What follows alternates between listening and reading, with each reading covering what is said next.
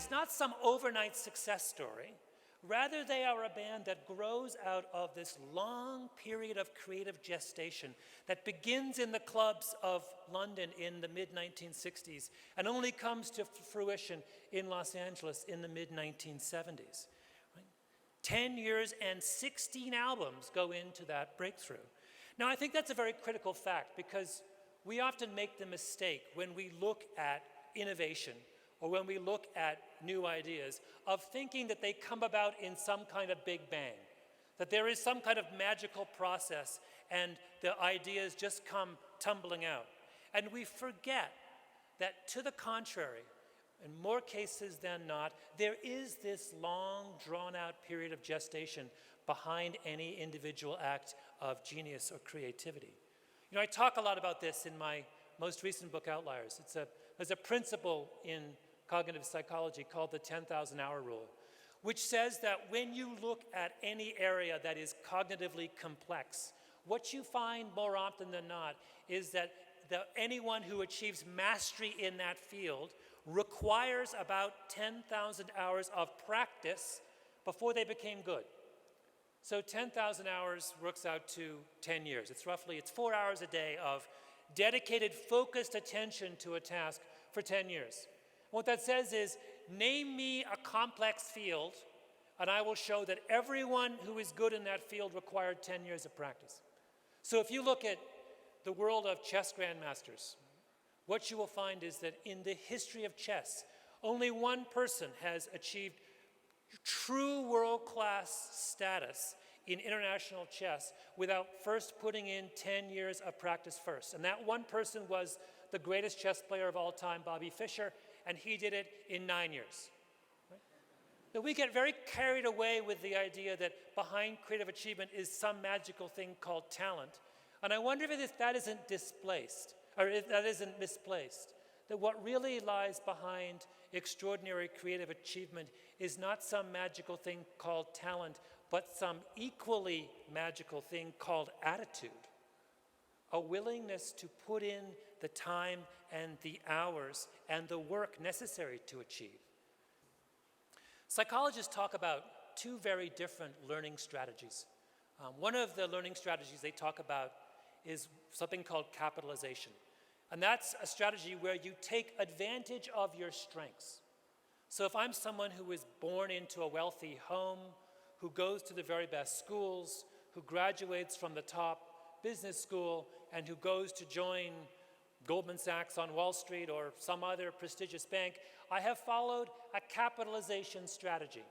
I have used each specialized, prestigious stepping stone along the way as a route to a higher and higher level of achievement. Now, but there's another very different kind of achievement strategy, and that's something called compensation. And compensation is where we we succeed not because of our strengths, but in spite of our weaknesses, right? Where we succeed by compensating for the disadvantages that life throws in our way. Now, compensation learning strategies are a lot harder. They're a lot more rare. Fewer people can do it. But one of the most important findings of people who study these learning strategies is that at the end of the day, compensation strategies are far more powerful than capitalization strategies as a way of learning. Let me give you another example, one that's perhaps near and dearer to what all of you do.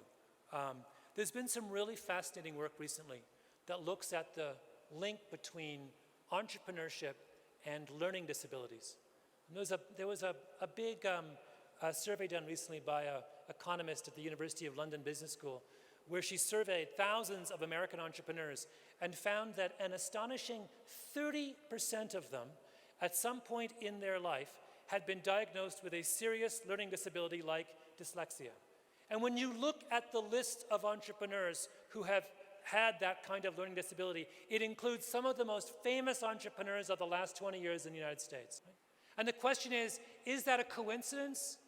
Or is there actually a link between their disadvantage and their eventual success? And what people have come to believe is that there's a link. Think about it. If you have dyslexia, what do you do when you show up for school at 6 or 7 years of age, right? Well, for many people, you're defeated by it. And if you look at the people who drop out of school or the people who end up in prison, you will find overwhelmingly that there are lots and lots of people with severe learning disabilities in those numbers of people who have failed. Right? But some percentage of young people, when faced with that kind of disadvantage, compensate for it. They don't fail, but they succeed. And how do you compensate for having a learning disability? Right? If you have dyslexia, what do you do if you can't read or write and you're in an environment where that is what is required of you? Well, you learn how to delegate, right? If you're dyslexic, the way you get through school is by getting others to do your work for you. You learn to be a leader. You have to compensate for your... What else do you do to compensate? Well, you learn how to problem solve. Your life is one big problem, right? You can't read or write. How do you get by? By becoming... Also, what else do you do? You become a great oral communication person, right? You develop extraordinary communication skills. Once again, because you have to. Because you can't communicate through the normal mechanisms that all of your peers are doing. So you develop these 4 skills, and by the time you get out of school and into the real world and get interested in starting a new business, what do you have?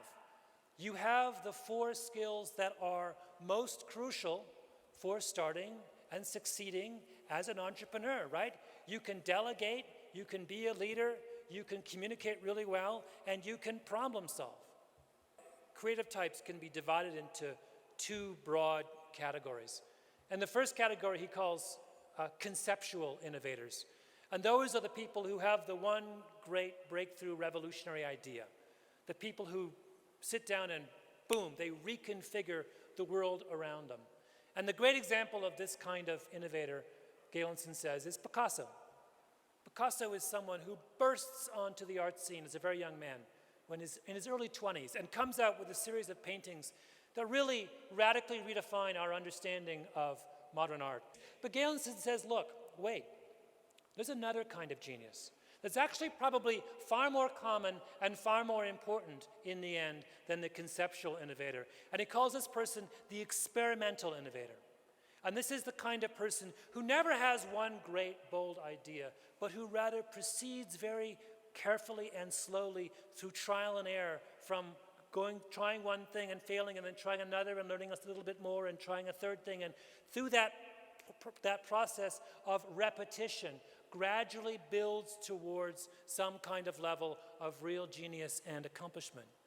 And Cézanne, of course, is every bit as famous an artist as Picasso. His paintings sell every bit as much as Picasso's. He had every bit as much of an impact on the world of modern art as Picasso, but Cézanne could not be more different. Cézanne does not burst onto the scene as a 20-year-old man. He's not famous by the time he's 25. In fact, Cézanne doesn't have his breakthrough as an artist until he is in his late 50s. Now, what Galenson argues is that the Cézanne kind of genius is actually far more common than we think. And that's a lot of what we mean when we use that word genius. And if you look closely at people who have achieved something extraordinary in a creative field, that's what you see. You see Cézanne more than Picasso. One last lesson, and in some ways I think this is the most important lesson of the story of this band. Warner Music stuck with Fleetwood Mac through that entire 10 years of struggle and failure. They never gave up on them. They stood behind them. They supported them. They nurtured them. They helped them. They gave them the opportunity to grow and to learn and to experiment. And that's what leadership is in the end. Right? You're all faced with tasks that are far more complicated than trying to write a hit pop song. And being a great leader in that kind of environment means that you too need to give your people, need to give your teams, need to give your organizations the time and the space and to grow and to experiment, and if necessary, to fail. And if you do that, if you can show that patience, you can build your own Fleetwood Macs. Thank you very much.